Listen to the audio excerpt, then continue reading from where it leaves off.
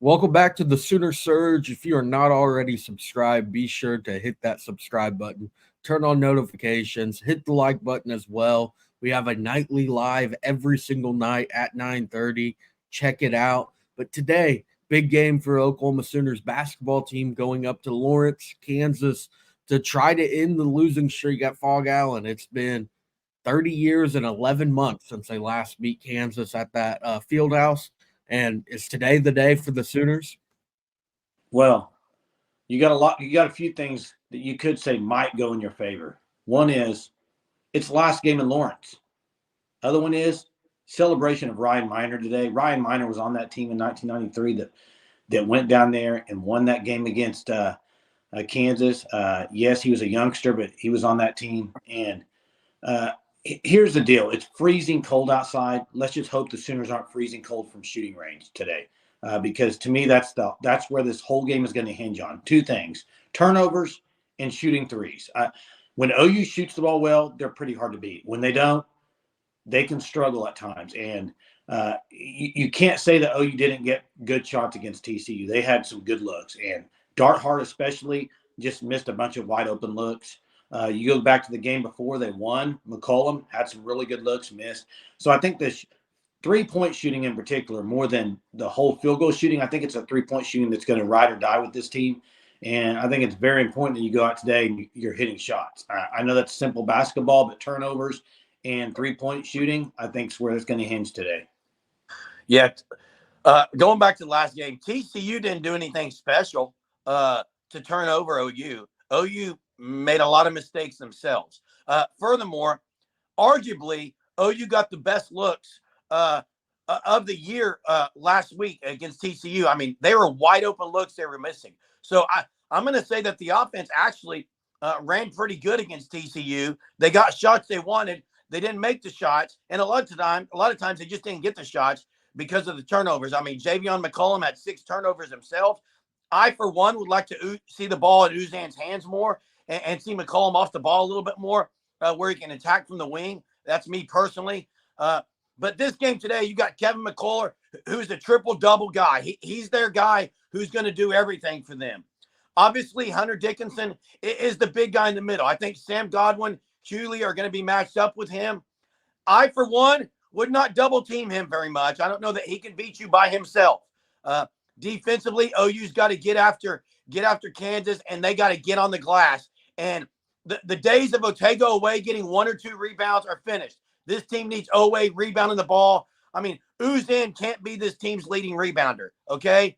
He's been great across the board. He is OU's triple-double threat and near had one against TCU. But look, everyone's got to attack the glass. If you're giving Kansas second chance points, you're not winning today. OU needs to cut the second chance points opportunities down, and OU needs to get some offensive glass points. So I think that's kind of what I'm looking for today, and take care of the basketball. The environment's going to be raucous. It's your last chance there at Phog Allen to make something special happen.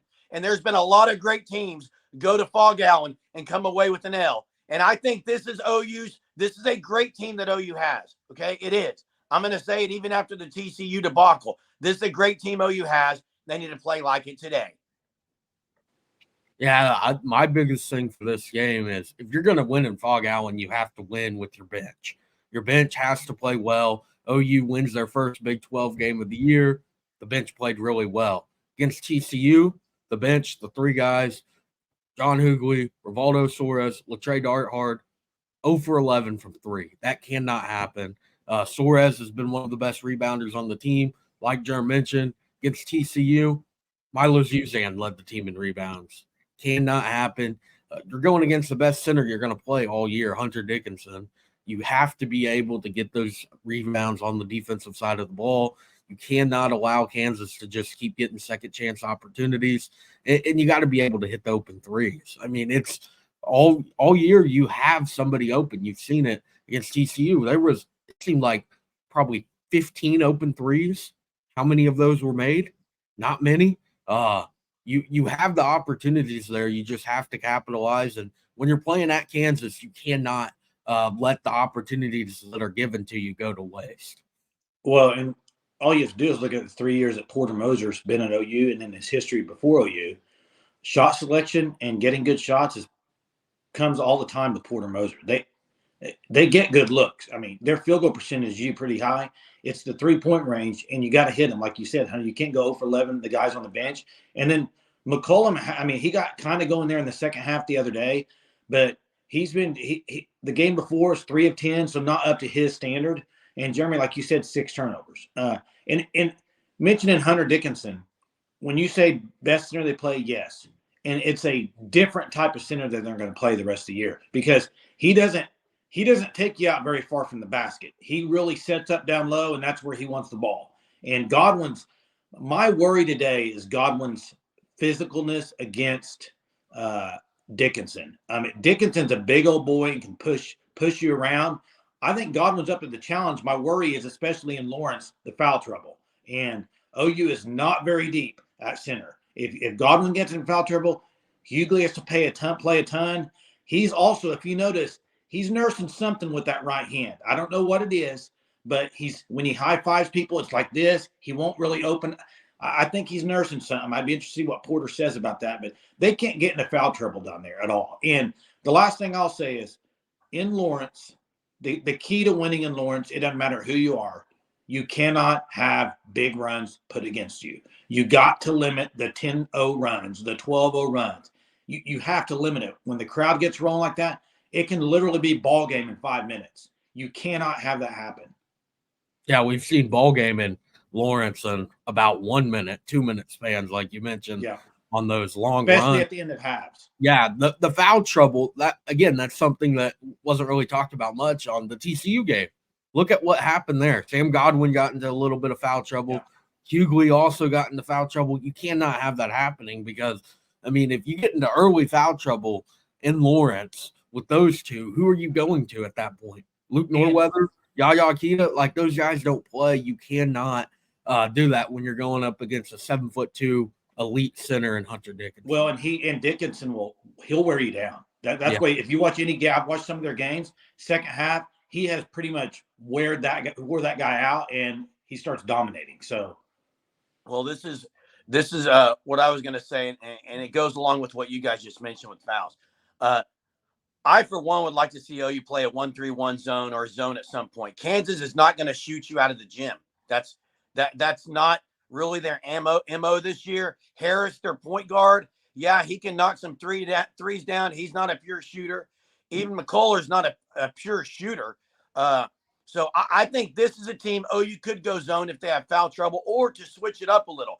They're long enough, athletic enough to go a 1-3-1 or some kind of zone. I wouldn't be surprised. I would like to see him get out of the man at some point just to shift it up against Bill Self.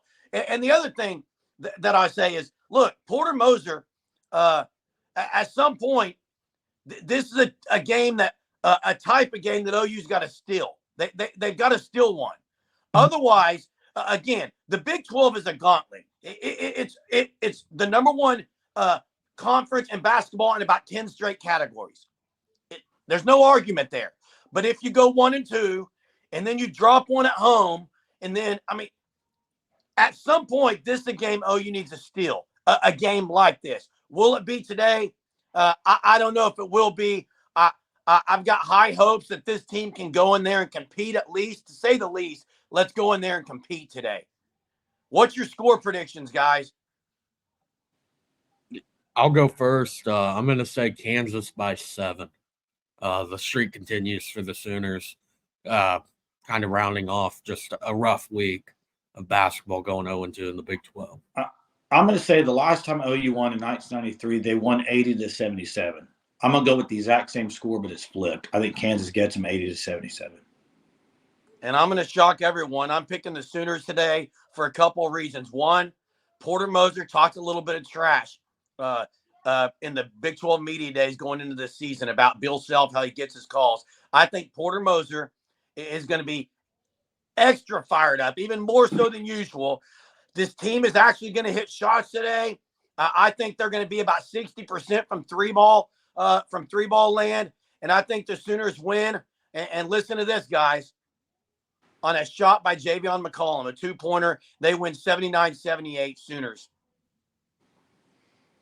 There you have it, guys. Hey, thanks for watching our videos. Appreciate it. We'll be on after the game, have a video after the game to cover the post game. And of course, as Hunter said, as always, tonight, 9:30, join up with us for a little segment of Double Trouble. Appreciate it. Till next time. Boomer. Sooner.